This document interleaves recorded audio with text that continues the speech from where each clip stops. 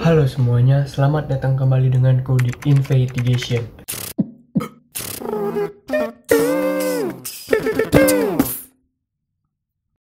Oke, kali ini aku mau membahas serial killer yang dijuluki Dr. Death.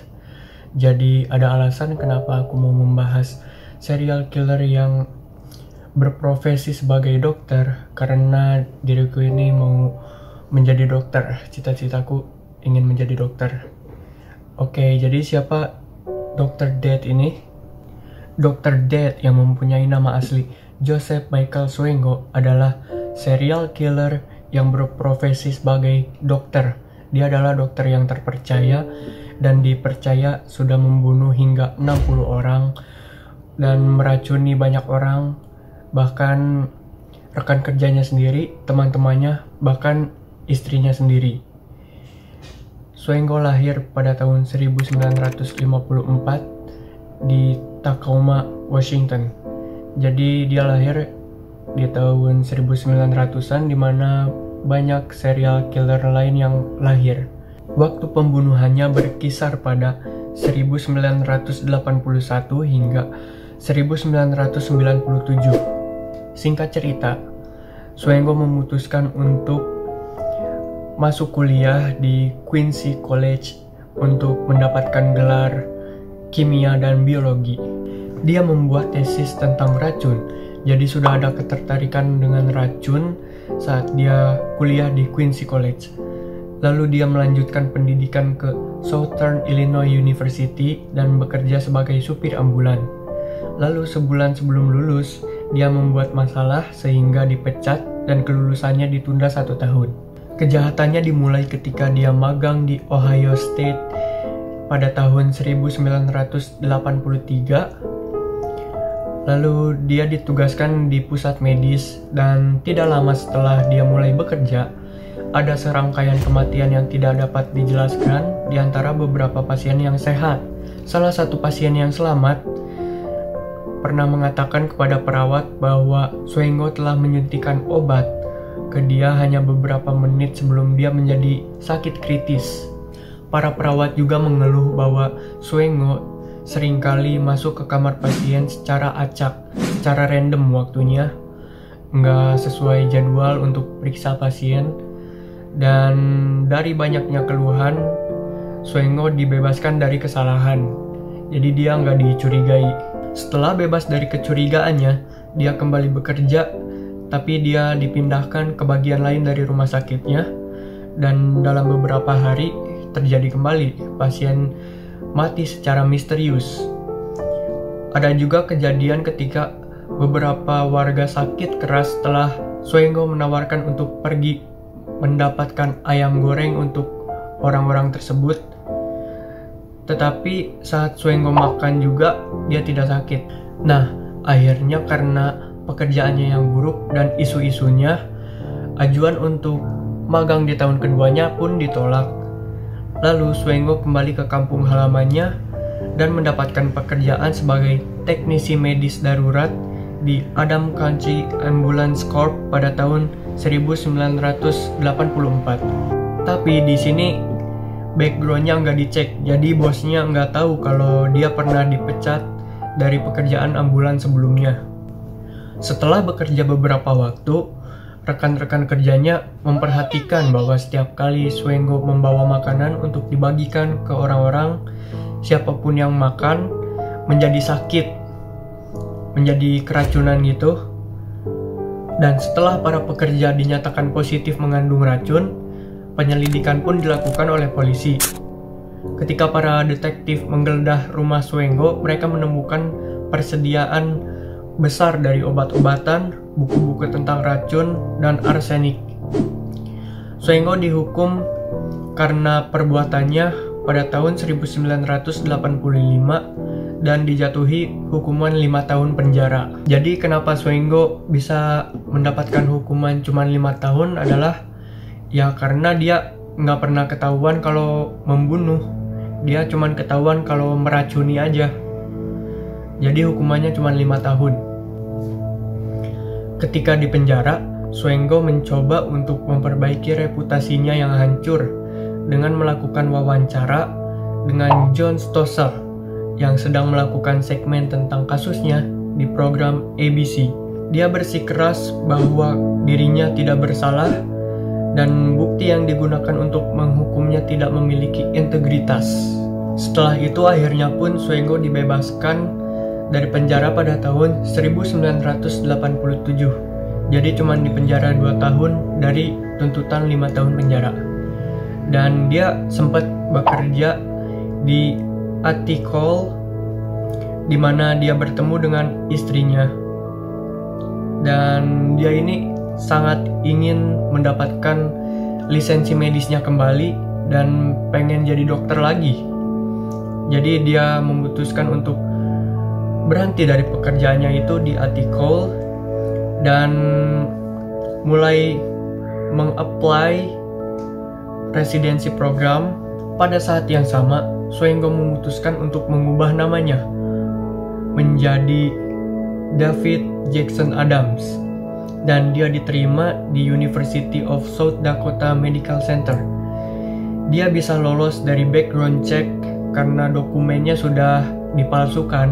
Namun kehidupan barunya berantakan ketika Suengo mendaftar untuk bergabung dengan American Medical Association. Setelah pemeriksaan latar belakang yang luas, Suengo ini ketahuan kalau dia pernah meracuni orang-orang. Dia pernah dipenjara. Istrinya Suengo, Christine, sangat shock ketika mengetahui latar belakang dari Suengo. Dan dia sempat depresi berat hingga harus dibawa ke psikiater. Dan setelah 4 bulan bertahan dengan Suengo, akhirnya mereka cerai. Tetapi Suengo pun menggayat lagi Christine dan entah bagaimana Suengo berhasil masuk ke program psychiatric residency di State University of New York dan dia meninggalkan Christine untuk mengejar programnya. Jadi mereka LDRan. Dan lagi pasiennya mulai mati di bawah pengawasan Suengo. Jadi Suengo sama Christine ini kan LDR. Nah, suatu saat ketika mereka teleponan, Suengo mengaku ke Christine bahwa dia telah mengosongkan rekening banknya. Jadi Christine udah capek-capek kerja gitu kan, dihabisin sama Suengo. Dan setelah mendengar berita ini, Christine bunuh diri dengan menembakkan pistol ke dadanya keesokan harinya. Setelah kejadian tersebut, ibunya tentu menyalahkan Suengo atas kejadian itu. Dan dia sangat shock. Dia lalu menelpon menghubungi teman dekatnya Christine di South Dakota. Dan dia juga menghubungi beberapa rumah sakit lainnya tentang Suengo. Dan FBI mulai memburu Suengo atas kriminalnya. Dan tentu Suengo juga dipecat. Setelah tahu dia diburu oleh FBI, dia sangat tertekan dan akhirnya Suengo memutuskan untuk melarikan diri dari negaranya dan melanjutkan karirnya di Afrika. Dengan kelicikannya dan kejeniusannya tentunya, dia memalsukan lebih banyak dokumen dan dia pindah ke Zimbabwe pada tahun 1994 di mana ia mendapatkan pekerjaan di rumah sakit Misi Nene Lutheran. Gak tahu deh bacanya gimana. Dan terjadi lagi, pasien di bawah pengawasan Suengo mati secara misterius. Lalu setelah banyak komplain dari perawat, akhirnya direktur rumah sakitnya menginfokan kepada polisi untuk mencari rumahnya, menggeledah rumahnya. Dan ketika polisi menggeledah rumah Suengo, mereka menumbuhkan ratusan dari obat-obatan dan racun. Akhirnya Suengo dipecat. Lalu ketika polisi Zimbabwe mulai menyelidiki secara menyeluruh tentang kematian yang berkaitan dengan Suengo, bukti kesalahannya kan menumpuk nih. Selama waktu ini, Suengo masih berusaha untuk mengembalikan lisensi medisnya. Walaupun udah ketahuan, udah banyak tuntutannya, dia masih mau mengembalikan lisensi medisnya. Dan ketika berita tentang penangkapannya yang akan datang tiba, dia melarikan diri ke Zambia. Dan lagi dia menggunakan resume palsu, kemudian melamar di Royal Hospital di Arab Saudi. Pada tanggal 27 Juni 1997,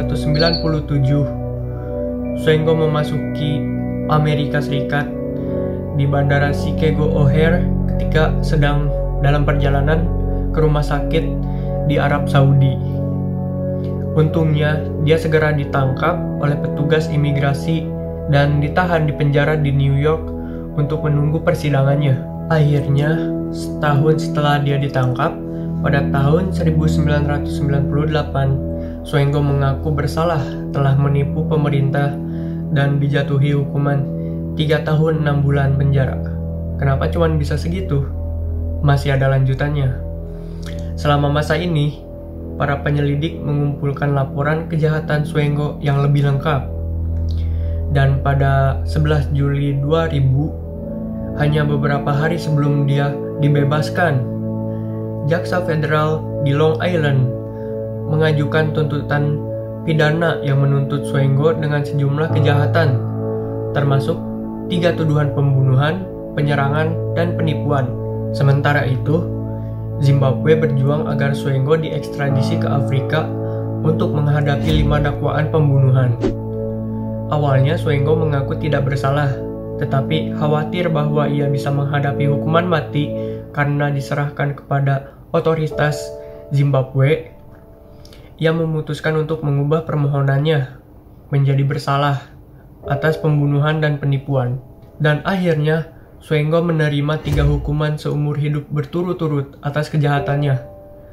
Dan dia ditahan di USP Florence at Max, a supermax federal prison yang biasa dikenal sebagai Alcatraz of the Rookies.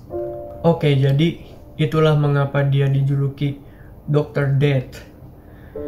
Dari pendapatku pribadi, sebagai orang yang bercita-cita untuk menjadi dokter, aku sangat menyayangkan kepintarannya, kejeniusannya. Gimana ya? Aku gak ngerti sama pikirannya, kenapa sih harus meracuni orang gitu. Kenapa dia kekeh banget gitu, walaupun udah bersalah, udah di penjara, dia tetap mau jadi dokter terus.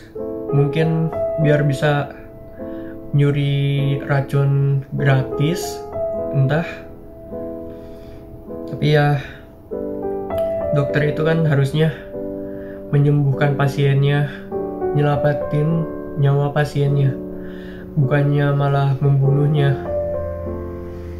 Jadi ya sangat disayangkan. Padahal aku baca-baca tentang dia itu anak yang pinter banget. Dia bahkan paling pinter di sekolahnya, dan bahkan dia mendapatkan cum laude di salah satu universitas.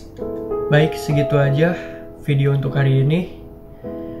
Kritik dan saran dipersilahkan. Mungkin kalian mau bahas kasus-kasus lainnya, silakan komen di bawah juga.